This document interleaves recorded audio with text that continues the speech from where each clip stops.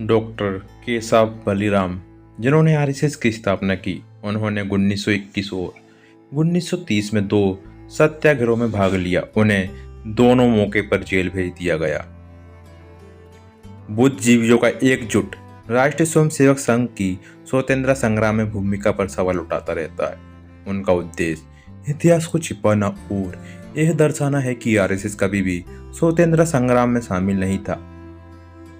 बुद्धिजीवी अक्सर यह तर्क देते हैं कि स्वतंत्रता संग्राम महात्मा गांधी और कांग्रेस के प्रयासों का परिणाम थी। इस प्रक्रिया में वे लाल, बाल और पाल को जानबूझकर नजरअंदाज करते हैं। वे क्रांतिकारियों द्वारा किए गए कार्य को भी अनदेखा कर देते हैं।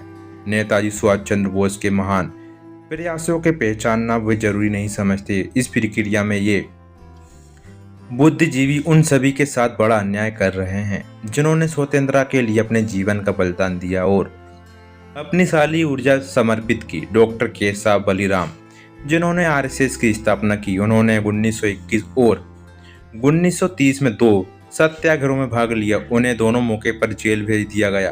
1940 में भारत छोड़ो आंदोलन शुरू होने से पहले ही वे स्वर्गवासी हो गए थे।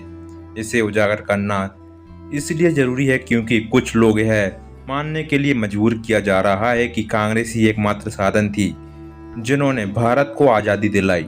यह धारणा बताई जा रही है कि भारत ने 1942 के भारत छोड़ो आंदोलन के कारण स्वतंत्रता प्राप्त की, जिसे महात्मा गांधी और कांग्रेस द्वारा शुरू किया गया था। लेकिन यह आधा सच है। सत्याग्रह चरखा और खादी साधारण उपकरण थे जो आम लोगों से जुड़े थे, लेकिन स्वतंत्रता संग्राम में भाग लेने वाले लाखों के योगदान की अपेक्षा करना एक गंभीर अन्याय है। वास्तव में यह उनके देशभक्ति कार्य का अपमान है।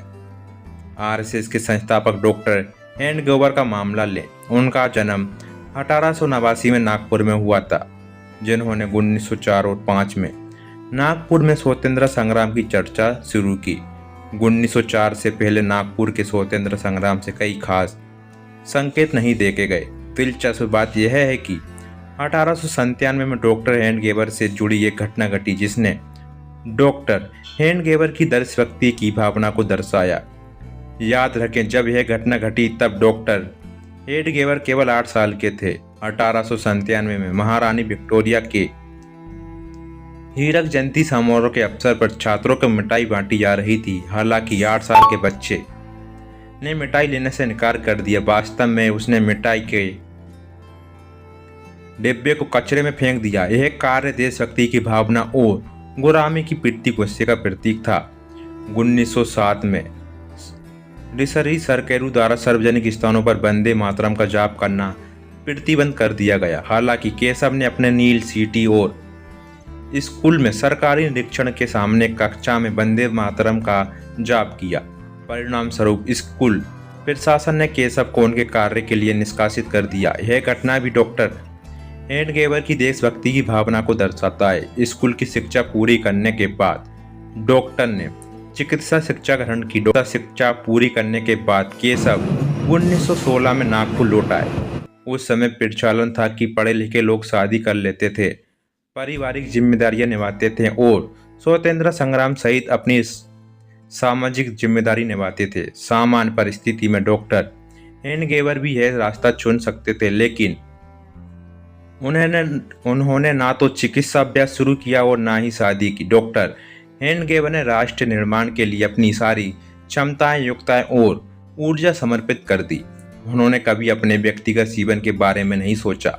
डॉक्टर हेडगेवर लोकमान्य तिलक के कट्टर अनुयायी थे।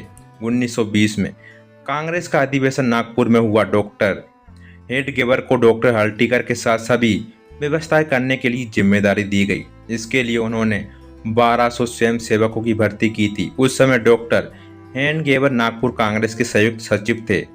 कांग्रेस के अधिवेशन के एक और उल्लेखनीय घटना घटी। डॉक्टर हेडगेवर ने एक प्रस्ताव रखा कि कांग्रेस को पूंजीवादी का चंगुल से मुक्त भारत गणराज्य की स्थापना का लक्ष्य रखना चाहिए।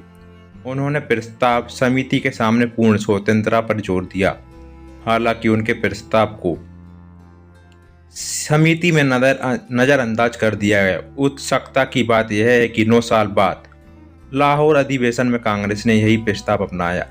लाहौर अधिवेशन में प्रस्ताव के कारण डॉक्टर हेडगेवर बहुत खुश हुए और उन्होंने सभी आरएसएस की शाखाओं पर बधाई संदेश भेजा। लोकमान्य तिलक की मृत्यु के बाद महात्मा गांधी ने कांग्रेस के नेतृत्व संभाला। महात्मा गांधी ने 1921 में असहयोग आंदोलन शुरू किया। उसी के दौरान ब्रिटिश सरकार ने तुर्किस्तान और खिलाफत का समाप्त कर दिया, जिसने दुनिया भर के मुसलमान आहत हुए। ब्रिटिश विरोध आंदोलन में व्यापक बनाने के लिए महात्मा गांधी ने खिलाफत आंदोलन समर्थन किया। हालांकि महात्मा गांधी के रुख का कोई कांग्रेस नेता और राष्ट्रवादी मुसलमानों ने स्वागत नहीं किया। इसी कारण से महात्मा गांधी का असहयोग आंदोलन नागपुर में कभी गति नहीं पकड़ सका। भले ही डॉक्टर हेडगेवर की अलग राय थी, लेकिन उन्होंने डॉक्टर चोलकर और समीर मुल्ला खान आदि ने इस स्थिति को बदल दिया। राष्ट्रीय कारणों के हित में किसी ने भी खिलाफत आंदोलन का सार्वजनिक रूप से विरोध नहीं किया। डॉक्टर हेडगेवर ने पूरे दिल से आंदोलन में भाग लिया। डॉक्टर हेडगेवर स्वतंत्रता के महत्व को अच्छी तरह जानते थे, लेकिन